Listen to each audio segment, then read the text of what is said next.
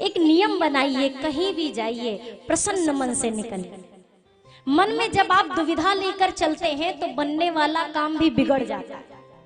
आप कभी प्रैक्टिकल करके देखिएगा, जब कभी आप घर से ये सोचकर निकले कि आज कहीं देर ना हो जाए, जहां वो कहीं लगा तो देर तो निश्चित है, निश्चित देर होगी।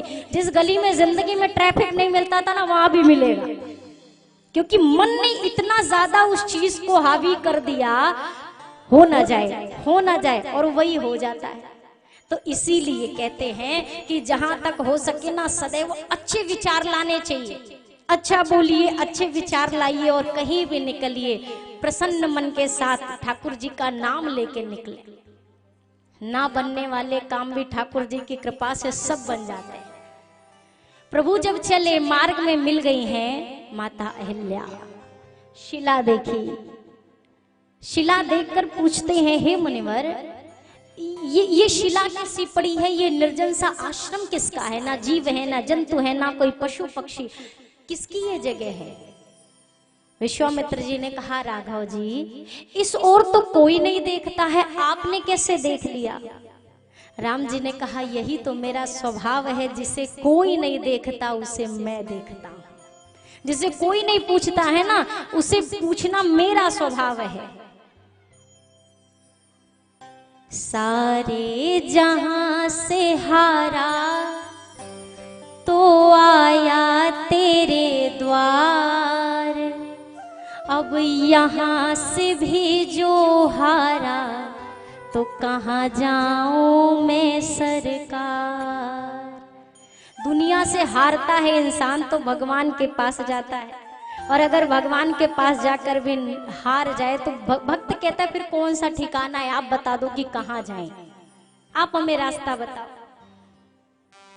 अहिल्या माता को देखा, विश्वामित्र जी ने कहा, राघव, गौतम ऋषि के शाप के वश अहिल्या जी ये शिला रूप में परिवर्तित हैं। हे रघुनंदन, चरण कमल रज चाहती, अब कृपा करहु रघुवीर। आपके चरणों की रज चाहती हैं अहिल्या जी, राघव इनका उद्धार कर दो। रघुनंदन के चरणों की रज जैसे ही मां अहिल्या पर पड़ी, मैया दिव्य देह में आ गई। हाथ जोड़ लिए, आंखों से आंसू बह रहे हैं। राघव जी ने अपने हाथ से मैया के नेत्र के अश्रु पोछे, कहते हैं, मां अब क्यों रोती हो? अहिल्या माता कहती हैं, प्रभु पूरा संसार कहता था अहिल्या को श्राप मिला, श्राप मिला, श्राप मिला। आज मैं कहती हूँ, मुनि श्राप जो दीना, अति भल कीना, परम अनुग्रह मैं माना। मैं तो ऋणी हूं अपने पति की, जो उन्होंने मुझे ऐसा श्राप दिया। अगर वो श्राप ना देते तो मुझे ये चरण आज प्राप्त होने वाले नहीं थे। जो चरण बड़े बड़े ऋषि मुनियों के ध्यान में भी नहीं आते, वो चरण आज मेरे मस्तक पे आपने धरा, मेरे ऊपर धरा, मैं तो धन्य हो गई प्रभु।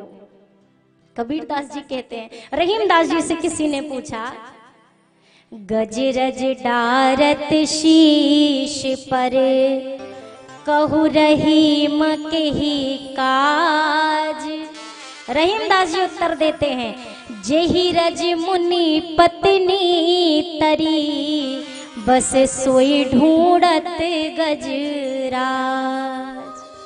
रहीमदास जी से कहा, ये हाथी जहां भी देखो धूल भर के अपने सिर पे क्यों डाल लेता है बार बार? रहीमदास जी कहते हैं, शायद ये भी उसी एक रज की तलाश में है जिस रज को पाकर अहिल्या तर गई थी। ये भी सोचता है, क्या पता मुझे कहां वो रज मिल जाए, मैं भी तर जाऊं। बस इसी आशा से वो करता है। अहिल्या माता का उद्धार किया।